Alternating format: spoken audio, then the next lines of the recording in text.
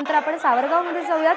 पंकजा मुंडे यांचं सावरगावमध्ये आगमन झालेलं आहे आणि थोड्याच वेळात ते इथे उपस्थित कार्यकर्त्यांना संबोधित करणार आहेत। पंकजा मुंडे या आपल्या दोन्ही भगिनींसह आता सावरगावमध्ये पोहोचलेल्या आहेत।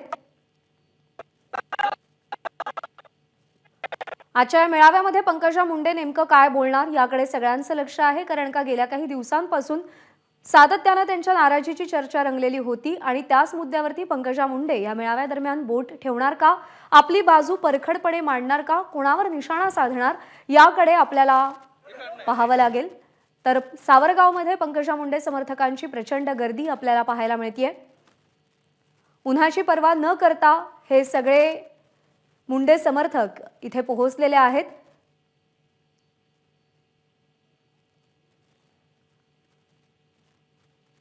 बीड सावरगावचा भाग हा पूर्णपणे ऊस उत्पादक शेतकऱ्यांचा भाग आहे आणि ऊसतोड कामगारांच्या प्रश्नांना केंद्रस्थानी ठेवून या संपूर्ण मेळाव्याची सुरुवात झालेली होती। गोपीनाथ मुंडे यांच्यापासूनची ही परंपरा आहे। सध्या भगवान भक्तीगडावरती पंकजा मुंडे पोहोचलेले आहेत। त्यांच्या हस्ते इथे सध्या भगवान बाबांना वंदन केलं जात आहे। राष्ट्रसंत भगवान बाबांच्या ध्यान मंदिरामध्ये लोकनेते आदरणीय पंकजा ताईसाहेब, खासदार डॉक्टर प्रीतम ताईसाहेब आणि येशूताई यांचं या ठिकाणी आगमन झालंय। बाबांचं दर्शन, आरती आणि कन्यापूजन त्यांच्या हस्ते होत आहे। उपस्थित सर्व भाविकांना विनंती आहे, आदरणीय ताईसाहेबांचं या मंचावरती विचारपीठावरती आगमन होताच आपण सर्वांनी टाळ्यांचा प्रचंड प्रतिसाद द्यायचा आहे आणि ताईसाहेबांचं स्वागत करायचं आहे। जेसीबीच्या जवळ डाव्या बाजूला जे तरुण बांधव जो आनंद व्यक्त करतायत त्यांना विनंती आहे आपण उजव्या बाजूला इकडे जे पुरुष मंडळी आहेत, इकडे वरती चढलेले त्या स्पीकर वरती वगैरे सगळे पुरुष मंडळी खाली वा, इकडे पलीकडच्या बाजूला उजव्या बाजूला असलेल्या सगळ्या पुरुष मंडळी।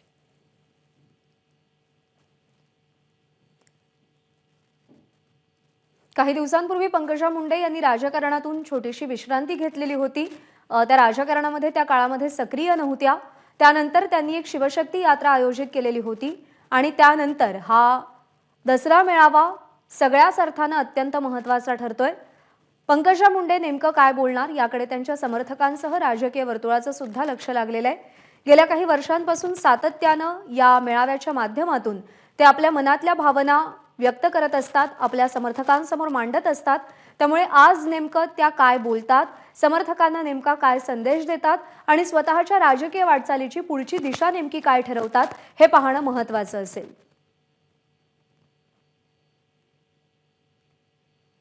दोन 2024च्या लोकसभा निवडणुका होऊ घातलेल्या आहेत। विधानसभेच्या निवडणुका सुद्धा अवघ्या वर्षभरावरती येऊन ठेपलेल्या आहेत आणि त्या पार्श्वभूमीवर दसरा मेळाव्याच्या निमित्तानं पंकजा मुंडे यांच्याकडून केलं जाणारं हे शक्ती प्रदर्शन सुद्धा त्या अर्थी महत्त्वाचं मानलं जात आहे आणि अर्थात मुंडे भगिनींसाठी सुद्धा राजकीय वाटचालीच्या दृष्टीनं आणि पुढच्या प्रवासाचा विचार करता हा दसरा मेळावा आणि या दसरा मेळाव्याच्या व्यासपीठावरून केलं जाणारं संबोधन हे तेवढंच महत्त्वाचं ठरणार आहे। काही वेळापूर्वीची ही दृश्य ज्यावेळी मुंडे भगिनींचं सभास्थळी आगमन झालं त्यावेळी कार्यकर्त्यांनी प्रचंड जल्लोषात त्यांचं स्वागत केलं। सध्याकडे कार्यकर्त्यांची प्रचंड गर्दी आपल्याला पाहायला मिळतेय। भगवान भक्तीगडावरती पंकजा मुंडे भगवान बाबा यांना वंदन करतायत आणि थोड्याच वेळात त्या व्यासपीठावर येऊन आपल्या समर्थकांना संबोधित करतील, संवाद साधतील।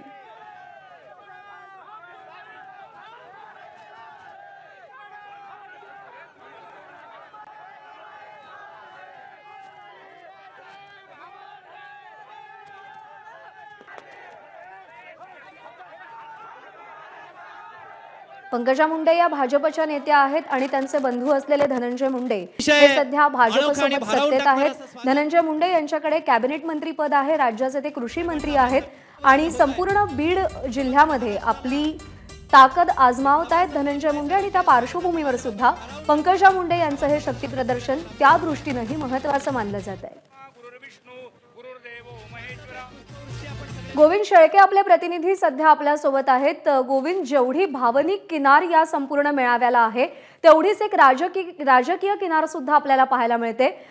लोकसभा निवडणुका येऊ घातलेल्या आहेत, वर्षभरावरती विधानसभा निवडणुका आहेत आणि त्याच्या आधी होणारं मुंडे भगिनींचं हे शक्ती प्रदर्शन कसं महत्त्वाचं आणि काय इशारा दिला जाऊ शकतो?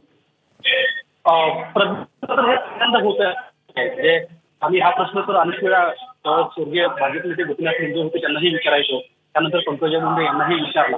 मात्र त्यांचं कायम म्हणणं आलं की दोन्ही अर्थाकडे दुसरीकडे शक्ती असं एकत्रित करून हे पुढे जाणारं राजकारण असं म्हटलं तर ते अवघड होऊ नये. आणि याला परंपरा आहे. मागच्या वर्षापासून ज्या वेळी संधी मिळते त्यावेळी पंकजा मुंडे हे शक्ती प्रदर्शन करतात. आता मात्र हे शक्ती प्रदर्शन वेगळं काय, कारण मागच्या काही महिन्यांचा आपण जर राजकीय अंदाज घेतला तर पंकजा मुंडे यांनी त्यांची सरकारमध्ये असताना होणारी नाराजी ही जाहीरपणे व्यक्त केली आहे. आणि नाराजीच्या पातळीवरती जे मुंडे समर्थक आहेत ते आता ही भावना बोलू लागले की पंकजा मुंडे यांनी काहीतरी निर्णय घेतला पाहिजे, पंकजा मुंडे यांनी आपली भूमिका जाहीरपणे व्यक्त केली पाहिजे. कदाचित हे लोक समोर असताना पंकजा मुंडे कदाचित ही भूमिका व्यक्त करू शकतात, कारण मागच्या काही दिवसामध्ये त्यांच्या साखर कारखान्यावरती झालेली कारवाई असेल अथवा इतर पद त्यांना न मिळणे याची जी चर्चा सुरू झाली, तर या सगळ्यांचा परिपाक मला वाटतं की या भाषणामध्ये कदाचित आजच्या असू शकतो. कारण ज्यावेळी मुंडे समर्थक त्यांच्या समोर येतात त्याच्यावेळी पंकजा मुंडे बोलायला लागतात. आणि काल आम्ही ज्यावेळी त्यांना विचारलं त्यावेळी त्यांनी की मागच्या काही दिवसामध्ये राज्यामध्ये ज्या राजकीय घडामोडी घडल्या त्यावर मी व्यक्त होणार आहे. अर्थात आपल्या सगळ्याला माहित आहे की त्या घडामोडी जरी राज्य पातळीवरच्या देश पातळीवरच्या असल्या तर त्याच्या केंद्रबिंदू पंकजा मुंडे ह्या होत्या. आणि त्याच पंकजा मुंडे आज कदाचित बोलतील. आपण बघतोय की लोक वाट बघतायत, कारण पासून सावरगाव मधल्या भगवान बाबाच्या मंदिरापर्यंत पोहोचायला त्यांना बराच अवधी लागला, कारण कार्यकर्ते रस्त्यात होते, मोठमोठ्याने घोषणा दिल्या जात होत्या. आणि या घोषणातून पंकजा मुंडेंना वाद काढत अखेर ते आता पोहोचलेले आहेत. आणि पुढच्या काही क्षणामध्ये पंकजा मुंडे कदाचित व्यासपीठावरनं व्यक्त होतील. आणखी एक महत्त्वाचा मुद्दा की पंकजा मुंडे भाजपच्या नेत्या आहेत, त्याच भाजपसोबत त्यांचे बंधू असलेले धनंजय मुंडे सुद्धा आहेत. आता त्यांच्याकडे कॅबिनेट मंत्रीपद आहे आणि गेल्या काही दिवसांपासून या संपूर्ण पट्ट्यामध्ये धनंजय मुंडे आपली ताकद आजमावताना दिसत आहेत किंवा वाढवताना दिसत आहेत. त्या पार्श्वभूमीवर पंकजा मुंडे यांचं हे शक्ती प्रदर्शन कसं महत्त्वाचं मानायचं? गेल्या काही दिवसांपासून भावा बहिणींचं सूत जुळतंय असं सुद्धा कानावर येत होतं किंवा अशी सुद्धा चित्र दिसत होती. आणि त्या पार्श्वभूमीवर सुद्धा हे शक्ती प्रदर्शन तेवढंच महत्त्वाचं ठरतंय.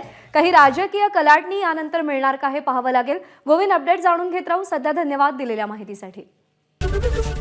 एबीपी माझा, उघडा डोळे बघा नीट.